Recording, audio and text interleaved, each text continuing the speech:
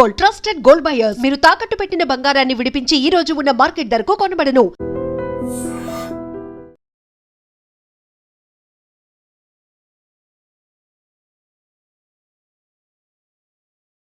విన్నారా?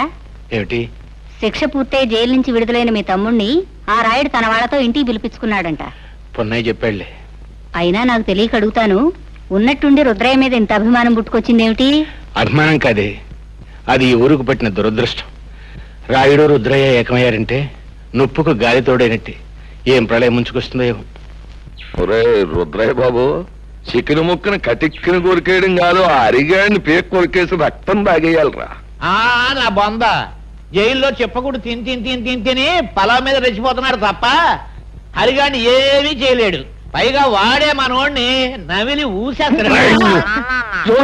సచ్చిసేడి ఆయన తీసుకొచ్చి సొంత కొడుకులో పేనం పెట్టి చూసుకుంటుంటే ఏంటి అశుభ మాటలు? అది కదండి. నోర్మి, అది చికెన్ పులావ్ అంటే అంత ఇష్టం, నీకు మామిడి తండ్రన్నా అంత ఇష్టం కదా. అయ్యి బాబు, నా పేనం కదండి. అదే చెత్త లుచ్చక బచ్చ. వచ్చినప్పటి నుంచి నా జపశతుని సంకెత్తను శాంపుల్గా నీ ఈసారి కొద్దిలేసి అవసరం వచ్చిన చెప్తాను, ఆగు. ఇదిగో, నువ్వు తాగవలసినంత తాగేసి తినవలసినంత తినేసి ఆ అరిగాన్ని గోళ్ళున్నా కొట్టించి చూస్తా ఉండండి. ఇయాలతో ఆ లుచ్చక బచ్చగాడి బతుకు కథం కబురెట్టండి నాయాలకి. ఇది ఈ రుస్తుం రుద్రయ్య గారి సెంటర్ లో ఛాలెంజ్. అందికాలింగం అందించే శుభవార్త అందించే. హరిబాబు, పద్నం చూసి రుద్రయ్య గారు ఇంకో మాట చెప్పమన్నాడు. ఏమని? దమ్ము ధైర్యం ఉన్న మగాడు అయితే ఆడి మీద కాలు దువ్వాలంట, లేదంటే ఆయన కాలు మీద దండం పెట్టాలంట. ఛాలెంజ్ చేస్తున్నాడు. నాతోనే ఛాలెంజ్. Challenge challenge. ఈ ఓల్ ఆంధ్రదేశంలో ఏ లుచ్చక బచ్చగారితోనైనా సరే ఈ రుద్రయ్య ఓపెన్ ఛాలెంజ్. ఇదిగో, నువ్వు ఊరికి ముందే ఇలా రెచ్చిపోయి వాగుతూ ఉంటే శాస్త్రం ప్రకారం మొదట ఆయాసం వస్తుంది, ఆ తర్వాత వాడు వచ్చే వాటికి అబ్బా అనాల్సి వస్తుంది. ఏమిటి? రైట్, ఇది ముందుగా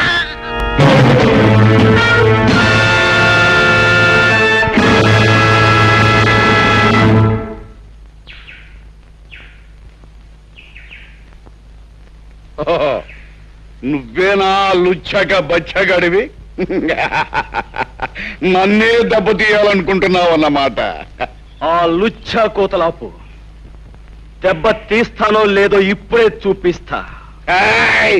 అగా ప్రజలందరికీ, పెద్దలు అనిపించుకునే వారికి నేను ఒక మాట చెప్పాలి. ఈ పందెంలో నేనే నెగ్గితే నన్ను మీలో ఒకడిగా, మీ వాడిగా చూసుకోవాలి. లేకపోతే ఈ ఊరే వదిలి శాశ్వతంగా వెళ్ళిపోతాను. సమ్మతమేనా? అలాగే నన్ను తీర్మానించడమైనది.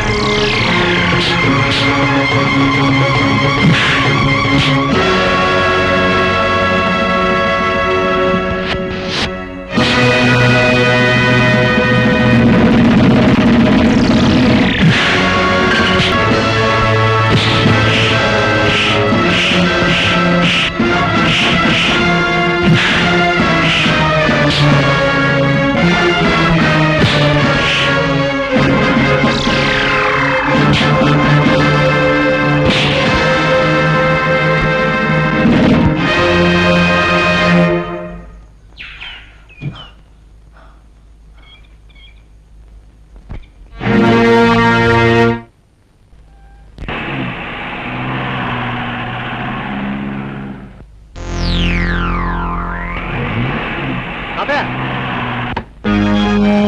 తాతయ్య ఆ సంచిలో నేను పట్టుకుంటాను. ఎవరు బాబు నువ్వు? నేను తాతయ్య, గుర్తుపట్ల నీ మనవాడిని. మనవాడు రండి, అంతా కారులో చెప్తాను.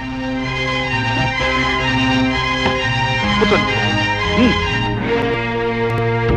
ఎందుకురా తిమింగలంలాగా పిచ్చి తాగుడు? ఆయన జంక్షన్ లో పట్టుకుని ఇరిసేస్తాను, కరిసేస్తాను, పొడిసేస్తానని ఛాలెంజ్ చేసి జంక్షన్ లో 2 కాళ్ళ మీద పడిపోయి బేరమనో సిగ్గులేదు. చిచి ఆడికి కాదు సిగ్గు, ఆయన తీసుకొచ్చి పలా పెట్టిన వాళ్ళకు ఉండాలి సిగ్గు. లుచ్చాక బచ్చా, అసలే నేను నెప్పులు బాధలు మర్చిపోవడానికి తాగుతుంటే మధ్యలో నీ తిప్పుడే ఉంటా. నా యాలో నేను ముక్కలుగా దరికి నీ మాంసంతో రుద్రయ్య, ఈ యాళ్ళకి నా మొహం చూసుదిరి. రాయుడు బాబు, ఈ రుద్రాయి పుట్టుకుతో పులి, ఇప్పుడు దెబ్బతిన్న పులి ఇబ్బంది ఆగదు. ఇప్పుడే ఇలా నేను నువ్వు అన్నమాట సబుగానే ఉంది, కానీ ఇప్పుడు వద్దు.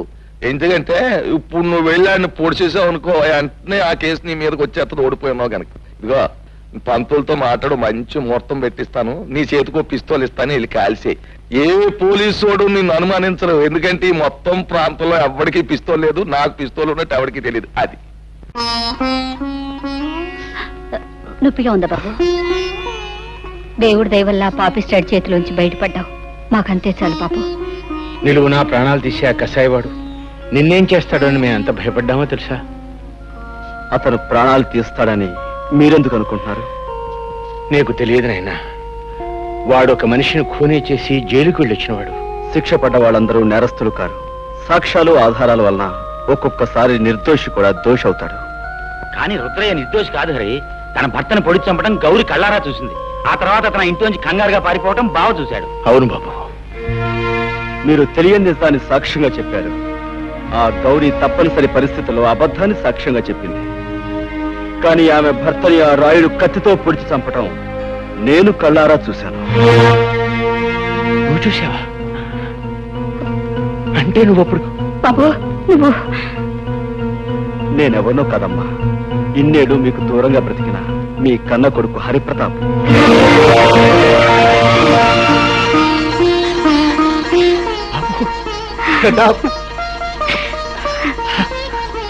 బాబు ఇన్నాళ్ళు మా కళ్ళ ముందే ఉంటూ ఈ నిజాన్ని ఎందుకు దాచావురా? నిన్ను చూసిన దగ్గర నుంచి నా కన్న మనసు ఏదో తెలియని బాధతో ఎంత తల్లడిల్లిపోయిందో తెలుసా? ఇన్నాళ్ళు ఎందుకు చెప్పలేదురా? అమ్మా, నాకు మిమ్మల్ని చూడగానే నిజం చెప్పాలని, అమ్మా నాన్న అని పిలవాలని ఎంతగానో అనిపించింది. కానీ నేనొచ్చిన లక్ష్యం నెరవేరాలంటే మనసును రాయి చేసుకోవడం తప్పనిసరైంది. నేను అనుకున్నట్టే అంతా జరిగింది కనుక ఇప్పుడు మీకు నిజం చెప్పినా పర్వాలేదనిపించి చెప్పాను. నాన్న, ఆ రోజు మీకు గుర్తుందా? మాస్టర్ గారికి మామిడి పళ్ళు ఇచ్చి రమ్మని మీ దాన్ని పంపించారు.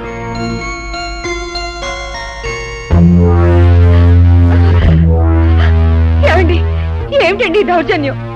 చెబుతా. ఏమయ్యా హెడ్ మాస్టర్, స్కూల్ సొమ్ము తిన్నానే అనుకో, మరి నేను హెడ్ మాస్టర్ని జయించినోండి కదా, అభిమానంతో ఆ విషయాన్ని కడుపులో పెట్టుకోవాలి గాని పయ్యోళ్ళకు ఉత్తరాలు రాస్తావా? పసిపిల్లల చదువు కోసం, స్కూల్ అభివృద్ధి కోసం ప్రభుత్వం గ్రాంట్ చేసిన నిధుల్ని నువ్వు అలా తినేటి అన్యాయం కాదంటావా పాపాత్ముడా? అలా నేనేమి అనుకోను, కానీ నువ్వు చేసిన పొరపాటుకి ఈ కత్తితో కాజా దింపించేస్తే అలాగుంటది అంట. బాబు గారు, ఆయన చంపకండి, మీకు దండం పెడతాను. ఈ ఒక్కసారికి ఆయన క్షమించి వదిలేస్తే ఈ ఊరదిలే వెళ్ళిపోతామండి.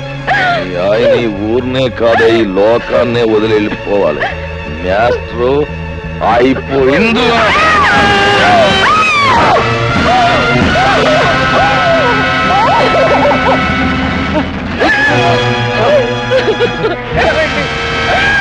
రాముడు, ఆ కూర నా కొడుకుని పట్టుకుంటారు, ఈ కూలికి సాక్ష్యం ఉండకూడదు.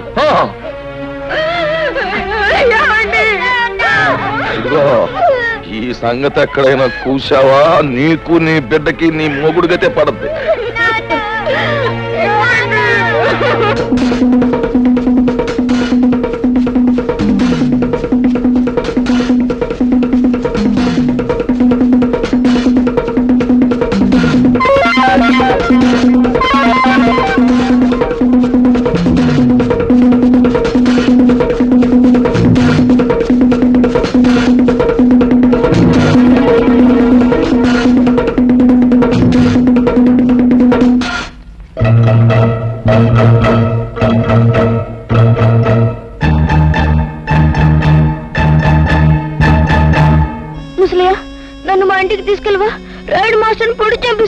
ఊళ్ళోకి వెళ్తే వాళ్ళు నేను బతకనివ్వరు. రా చెప్తాను. అంటే నీ ప్రాణం కాపాడి నిన్నంత వాణి చేసింది మన పాలేరు ముసలయ్య అన్నమాట. మనం పెట్టిన అన్నం తిన్న విశ్వాసానికి మనకెంత ఉపకారం చేశాడండి. ఆ రాత్రికి రాత్రే నన్ను పట్టం చేర్చాడు ముసలయ్య. తను ఏదో కూలీ నాలి చేసుకుంటూ నాకింత అన్నం పెట్టేవాడు. గౌరీ భర్తను హత్య చేసినందుకు బాబాయ్కి శిక్ష పడిందని తెలిసాక ముసలయ్య నన్ను ఒకసారి జైల్లో నా బాబాయ్ దగ్గర తీసుకెళ్ళాడు. బాబు హరి, బాబాయ్ నువ్వేం తప్పు చేసావు? నేను జైల్లో పెట్టారు. నేనే తప్పు చేయలేదు బాబు. తప్పు చేసిన వాళ్ళు తప్పించుకు పారిపోయారు. నేను పట్టుబడిపోయాను. రుద్రయ్య బాబు, మాస్టర్ నా రాయుడు పొడి చంపడం హరిబాబు కళ్ళారా చూశాడట. అవును బాబాయ్, మాస్టర్ రావుడు పట్టుకుంటే రాయుడు పొడి చూపించాడు. నాకు కోపం వచ్చి రాయి తీసుకుంటాను. దాంతో రావుడు నా వెంటబడ్డాడు. ఆ రాముడికి దొరకకుండా నేనే తప్పించాను. అక్కడుంటే ప్రమాదాన్ని పట్టణం తీసుకొచ్చాను. బాబు, హరిబాబు చూసిన నిజాన్ని బయట పెడితే మీకు శిక్ష తప్పుతుంది కదా. లాభం లేదు ముసలయ్య. పెద్దలందరూ తప్పుడు సాక్ష్యాలు చెప్పాక, ఆ గుడ్డి న్యాయస్థానం దాన్ని నమ్మి నాకు శిక్ష వేశాక, నిజం చూసిన ఈ పసివాడి సాక్ష్యం నా చట్టం ముందు చెల్లదు. ఆ రోజు రాత్రి వీధిలోకి రావటమే నా దురదృష్టం. మాస్టారు భార్య ఏడుపు విని ఏం జరిగిందోనని ఆ ఇంట్లోకి వెళ్ళాను. నెత్తుట మడుగులో ఉన్న మాస్టారుని, కన్నీటితో ఉన్న తన భార్యను చూసి 10 మందిని పిలవాలని బయటికి పరిగెత్తుకొచ్చాను. రాయుడు మనుషులు నన్ను పట్టుకున్నారు. దూరం నుంచి మా అన్నయ్య చూశాడు. నిజం తెలియని మా అన్నయ్య కోర్టులో నేనే నేరస్తునని చెప్పాడు. కానీ అంతా తెలిసిన మాస్టారు భార్య ఎందుకనో అబద్ధం చెప్పింది. బహుశా దిక్కులేని ఆడదాన్ని రాయుడు మనుషులే బెదిరించి అబద్ధం చెప్పించుంటారు. ముసలయ్య జైల్లో పడటం వల్ల నా జీవితంలో కొంత పోగొట్టుకున్నానే తప్ప అంతా పోగొట్టుకుని అంతమైపోను. ఏదో ఒక రోజున బయటకు వస్తాను. ఆ రోజున ఆ రాయుడు పాపం పండి తీరుతుంది. ముసలయ్య, నాకు సాయం చేస్తాను. తప్పకుండా బాబు గారు, ఏమిటో చెప్పండి. మా ఇంటికి వెలుగు, మా కంటికి దీపం మా హరిబాబు. వీణ్ణి పెద్ద చదువులు చదివించి నీతికి న్యాయానికి నిలబడే మనిషిలా తయారు చేసి మా వంశం పేరు ప్రతిష్టలో నిలబెట్టేలా మన ఊరిని తీర్చిదిద్దేలా తయారు చేయాలి. వాడి చదువు కావలసిన డబ్బు నేను జైల్లో ఉండి రాళ్లు కొట్టి కష్టపడి సంపాదించి పంపిస్తాను. చెయ్యని నేరానికి శిక్ష అనుభవించాడు బాబాయ్. ఇన్నేళ్లు ఆయన కాయకష్టం మీదే బ్రతికాను. ఇంత వాణ్ణయ్యాను. నేను ఎంత పాపిష్టివాడిరా బాబు.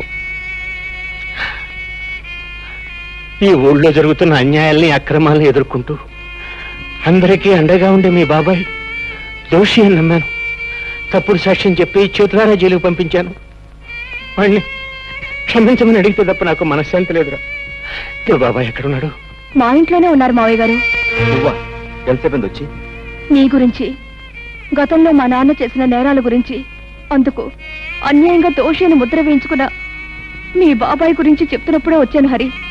ఇంతకాలం నేను ఒక స్వార్థపరుడు కూతుర్నని సిగ్గుపడేదాన్ని. ఇప్పుడు ఒక హంతకుడు బిడ్డనని తెలిసి అవమానంతో బాధపడుతున్నాను. నిజంగా నాకు మీలాంటి మంచి మనుషుల మధ్య నిలబడే అర్హత కూడా లేదు. నేను వెళ్ళిపోతా.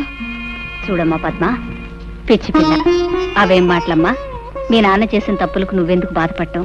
నువ్వు ఆయన రక్తం పంచుకు పుట్టావే గాని బుద్ధులు గుణాలు పంచుకోలేదుగా. చెప్పు. నేను చెప్పను. చెప్పు రావుడు. ఉండండి, ఆడితో నిజంగా చెప్తాలో నాకు తెలుసు. అయితే చెప్పించు. మర్యాదగా చెప్పు. ఆ హరి ఎవడు? లేదో నీ ప్రాణం తెస్తాను. చెప్పు. ఆ హరి ఎవరో కాదురా, మీ పాలిట యముడు, ఆ బ్రహ్మనాయుడు కొడుకురా. రుద్రయ్య, ఆ మంచి ముహూర్తం వచ్చేసింది. పిస్తోల్ పెట్టుకో, వెళ్ళి అరిగాని కాల్చి. పెట్ట కాల్చినట్టు కాలుస్తాను. వస్తాను.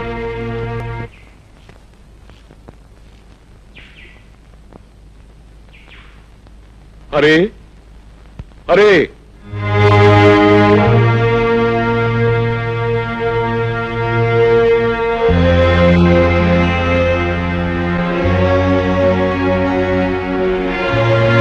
తమ్ముడు, తమ్ముడు, అన్నయ్య, తమ్ముడు, అన్నయ్య, తమ్ముడు, నన్ను క్షమించగలవురా నువ్వు? అదే మాట అన్నయ్య. అవునరా, నేను నీకు అన్యాయం చేశాను. నీ జీవితంలో 14 ఏళ్ళు కటకటాల వెనక బండరాళ్ల మధ్య గడిచిపోయేలా చేశానురా. నీ తోడబుట్టిన వాడిని ఎందుకు కూడా నీకు అయ్యం చేశాను. నన్ను క్షమించు. ఊరుకో ఊరుకో ఊరుకో. నా నుదుట అలా రాసుంటే దానికి ఎవరేం చేస్తారన్నయ్య? నీ కళ్ళకు కనిపించిన నిజాన్ని నువ్వు చెప్పావు. ఇందులో నీ తప్పే ఉంది. అవును, ఇంతకీ ఇదంతా నీతో ఎవరు చెప్పారన్నయ్య? నేనే చెప్పాను బాబాయ్. అంతేకాదు, మన ఇద్దరం కలిసి ఆ రాయుడు ఆట కట్టించడానికి ఎలాంటి ప్లాన్ వేసాం కూడా చెప్పాను. హరి, వీళ్ళకి నిజం తెలిసినట్టే నువ్వు ఎవరివన్న నిజం రాయుడు కూడా తెలిసిపోయింది. ఎలా తెలుస్తుంది బాబాయ్? పట్నం నుంచి గిరి ముసలైన బంధించి తీసుకొచ్చాడు. వాడి చేత నిజం చెప్పించాను. ఎవరు? రుద్రయ్య నువ్వా? ఎంతసేపు అయింది అబ్బాయి వచ్చి? ఇంతకు ముందే వచ్చాను వదిన. వదిన, అమృతం లాంటి నీ చేతి వంట తిని ఎన్నో ఏళ్ళైంది. ఆకలిగా ఉంది, అన్నం పెట్టు. అంతకంటేనా? రా అబ్బాయి. సరే.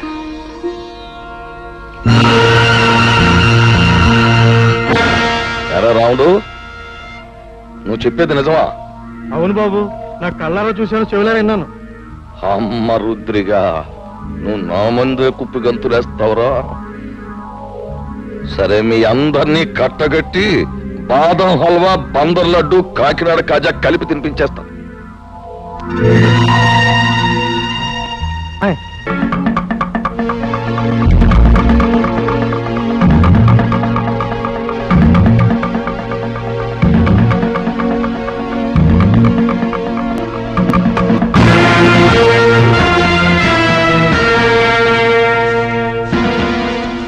ఏంట్రా రుద్రయ్య, చలిమిడ ముద్ద తినేసి ఏనాడో సెలవు తీసుకోవాల్సిన నీ అన్నగారి కొడుకు ఊళ్ళోకి రుస్తుములా దిగి నాకే శత్రువు అయిపోయాడు. అవి నువ్వు వెళ్ళాడికి దప్పలం ఎట్టేరా అని నిన్ను పంపితే ఆడు నువ్వు అందరూ ఏకమైపోయి నాకేదో ఎట్టేయాలని మీరు పప్పులో కాలేశారు. నేను మొన్నే చెప్పాను కదా నా గురి తప్పదు అని. అందుకే ఈ ఏళ మీ అందరినీ పైకి పంపేయాలని తీర్మానించమైనది. అరబ్బాయా, ఇప్పుడే నీ గురించి అనుకుంటున్నావు. నీకు 100 ఏళ్ళు. మీ వాళ్ళు అందరూ ఇక్కడే ఉన్నారు, అందరికీ కలిపి బంతి భోజనాలు ఎత్తేస్తాను రా. రాయుడు, ఇంతకాలం అందరి చేత అన్ని తినిపించడానికి అలవాటు పడ్డ నీ చేత ఎండుగడి తినిపించడానికి రా నేనొచ్చింది. రాయుడు, నిన్నెదిరించాడని మా మాస్టర్ని పొడిచి చంపింది నువ్వు. నీ కొడుకు వల్ల నెలతప్పిన లక్ష్మిని పీక నిలివి చంపింది నువ్వు. నీ బండారం బయటపడుతున్న భయంతో మా అమ్మమ్మను ఆంబోతో చంపించింది నువ్వు. ఇన్నాళ్ళకి నువ్వు చేసిన పాపాలకు రుజువులు, నువ్వు చేసిన నేరాలకి సాక్ష్యాలు దొరికాయి కాబట్టి నీ రోజు ఎంత చూస్తాను. అవును,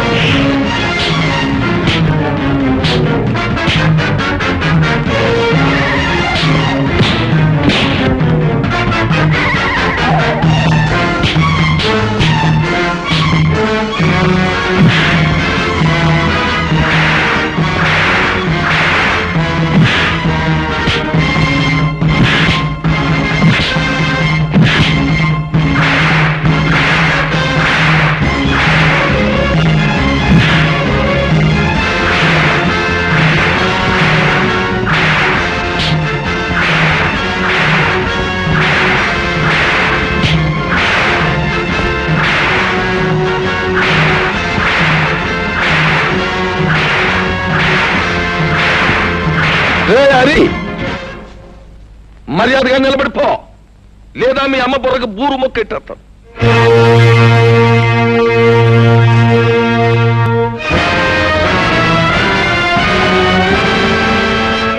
రే, నట్టుకొచ్చా చెట్టు కట్టయిందిరా.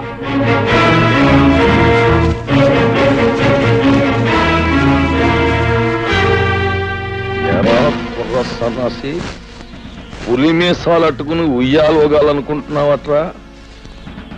నాకెదురు తిరిగినోడెవడో ప్రాణాలతో బయట పడలేదు. అవును, మీ మాస్టర్ నా మాట లేదని ఈ చేత్తో నేనే పొడి చంపేశాను. ఇప్పుడు ఏమంటావు? ఏట్రా, ఆ ఈరిగాడు కూతుర్ని స్వయంగా నా చేత్తో పీక బిస్కెట్ చెరులో బారేశాను. ఏం చేస్తావు? చీటికి మాటికి నోరెట్టు పడిపోయా మీ అమ్మమ్మని ఆంబోతో తొక్కించి చంపించేసింది నేనే. దానికి నువ్వు ఆంబోతుని చంపావు కానీ నా జోలికేం రాలేకపోయావు కదా. ఇదిగో ఇక్కడ నేను నేరాలు చేసినా ఘోరాలు చేసినా న్యాయం గాని చట్టం గాని ప్రజ గాని ఏం మాట్లాడడానికి ఏది లేదు. అది ఊరు పద్ధతి. ఇందాక నీకు మాట ఇచ్చాను చూడు, బంతి భోజనాలు ఎడతానని. ఈ ఊళ్ళోకి నువ్వు దిగి నాకు మనశ్శాంతి లేకుండా చేసినందుకు ముందు నీకు మాంసం వాళ్ళను చంపి నీ చేతులెందుకు మట్టి చేసుకుంటావు? ఈ హరి రుద్రయ్య చేసిన వెధపోలు ప్రజలకు తెలిస్తే వాళ్ళే వీళ్ళను రాళ్లు పుచ్చు కొట్టి చంపేస్తారు. ఏంటి తల్లి నువ్వు చెప్పేది నాకే అర్థం కావట్లేదు. హరి మంచివాడు కాదని నాకు ముందే తెలుసు. అందుకే రహస్యంగా గమనిస్తుండేదాన్ని. ఈ రుద్రయ్య వచ్చాక ఒక రోజు ఇద్దరు కలిసి ఎవరూ లేరనుకొని కొన్ని నిజాలు మాట్లాడారు. అవన్నీ రికార్డ్ చేశాను, విను. రుద్రయ్య బాబాయ్, ఇంకా సిటీలో పోలీసులు నా కోసం గాలిస్తున్నారంటావా? ఎంత గాలిస్తే మాత్రం వాళ్ళు నిన్నే పట్టుకోగలరా? అయినా రేప్ చేసిన పిల్లను పేగడొక చంపేకి ఎందుకు వదిలేసావరా? అందుకే అది నీ గురించి రిపోర్ట్ ఇచ్చింది. అది కాదు బాబాయ్, అప్పటికే 2 హత్యలు చేస్తున్నాను. మళ్ళీ ఇంకో ప్రాణం తీయడం ఎందుకా అని ఊరుకున్నాను. ఇంతకీ రాయుడు కూతుని వదిలేసావా లేకపోతే ఓ పట్టు పట్టావా? తొందరపడక బాబాయ్, మంచోళ్ళ నటించి ముందు ఈ ఊళ్ళో అమాయకపు మొగుళ్ళు తాలూకు పెళ్ళాలను సరిచేస్తున్నాను. సమయం చూసి ఆ రాయుడు కూతురు కూడా ఓ పట్టు పడతాగా. అమ్మ బ్రహ్మన్న కొడక, నీ వెనకాల ఎంత పాపిష్టి చరిత్రుందా? హత్యలు మానభంగాలు శాస్త్ర ప్రకారం వీడికి వెన్నతో పెట్టిన విద్యలన్నమాట. ఏమిటే నాన్న, రేపు రచ్చబండ దగ్గరికి ఊరందరినీ రమ్మనండి. ఈ నీచులిద్దరినీ నిలబెట్టి ఈ టేప్ వినిపిస్తే చాలు, వాళ్లే వీళ్ళ దుమ్ము దులుపుతారు. కరెక్ట్. ఉప్పు నా కూతుర్ని అనిపించుకున్నావమ్మా. ఇవాళ లింగం పంతులు, అయ్యా, ఊళ్ళో పిల్ల మేక అందరినీ రచ్చబండ దగ్గరకు వచ్చేమని టౌ కొట్టించేయండి. ఇదిగో ఆ రుద్రయ్య గారిని ఎరిగాన్ని బండి కట్టించి ఈడ్చుకుని జనం దగ్గర తీసుకురండి. ఊరంతా మైకులు ఎట్టేయండి, స్పీకర్ పండుగ అయిపోవాలి. నాటండి.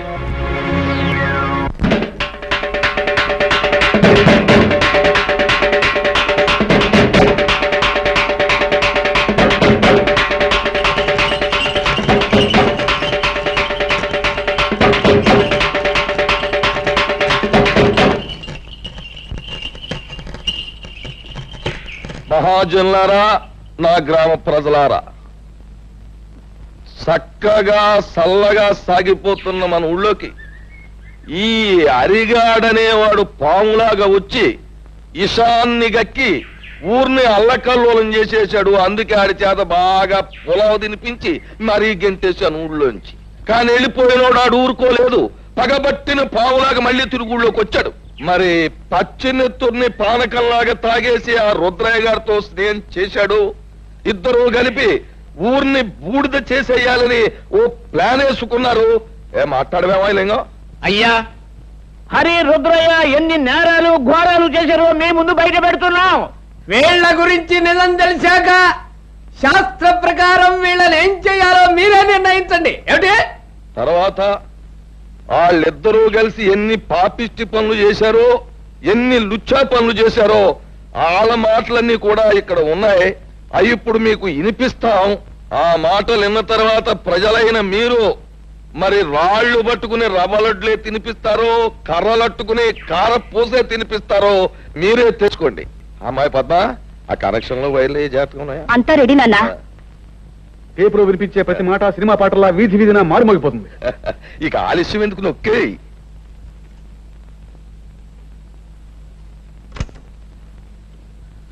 నాకెదురు తిరిగినోడు ఎవడో ప్రాణాలతో బయట పడలేదు. అవును, మీ మాస్టర్ నా మాట లేదని ఈ చేతితో నేనే పొడి చంపేశాను. ఇప్పుడు ఏమంటావు? ఆ ఈరిగాడు కూతుర్ని స్వయంగా నా చేతితో పీక బిస్కెట్ చెరులో బారేశాను. ఏం చేస్తావు? చీటికి మాటికి నోరెట్టు పడిపోయా మీ అమ్మమ్మని ఆంబోతో తొక్కించి చంపించేసింది నేనే. దానికి నువ్వు ఆంబోతుని చంపావు కానీ నా జోలికేం రాలేకపోయావు కదా. ఇక్కడ నేను నేరాలు చేసినా ఘోరాలు చేసినా న్యాయం గాని చట్టం గాని పేద గాని ఏం మాట్లాడలేదు. ఆ కనెక్షన్లు పీకి పారేసి అరిగాడు కుటుంబానికి మంగళార్తి పడి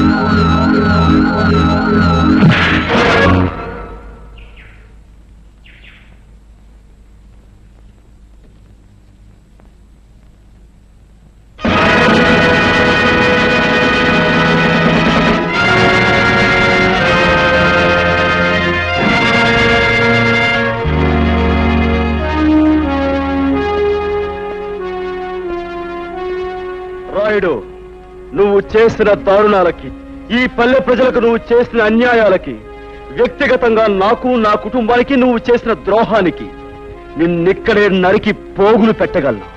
కానీ నేను ఆ పని చెయ్యలేను. ఎందుకంటే నేను చట్టానికి బద్ధుణ్ణి. ఈ పల్లెకొచ్చే ప్రతి ఆఫీసర్ని నువ్వు ఏదో రకంగా నోరు మూయిస్తున్నావని తెలిసింది. అందుకే ప్రభుత్వం ప్రత్యేకంగా నీ విషయం తెలుసుకోవడానికే నన్ను ఇక్కడికి పంపించింది. బాధ్యత గల పోలీస్ ఆఫీసర్గా నిన్ను, నీతో పాటు నీ పాపాలను పంచుకున్న ఈ దుర్మార్గుల్ని చట్టానికి అప్పగిస్తాను. బాబు, ఇప్పుడు నువ్వు అన్న ప్రతి మాట యథార్థమేనని ఒప్పుకుంటాను. మీరే శిక్ష చేసినా భరిస్తాను. అమ్మా పద్మ, ఇలా బాబు, నా రక్తాన్నే పంచుకు పుట్టిన మంచితనం, మానవత్వం కూడా పెంచుకుంది మా పద్మ. దీనికి ఇక నువ్వే తోడుగా ఉండాలి బాబు. నీ చల్లటి మనసుతో, నీ గుండె నిబ్బరంతో ఈ ఏళ్ళ నుంచి ఈ ఊరిని రామరాజ్యం చెయ్యాలి అని నేను కోరుకుంటున్నాను. అందరూ నన్ను మన్నించండి. చలో చలో.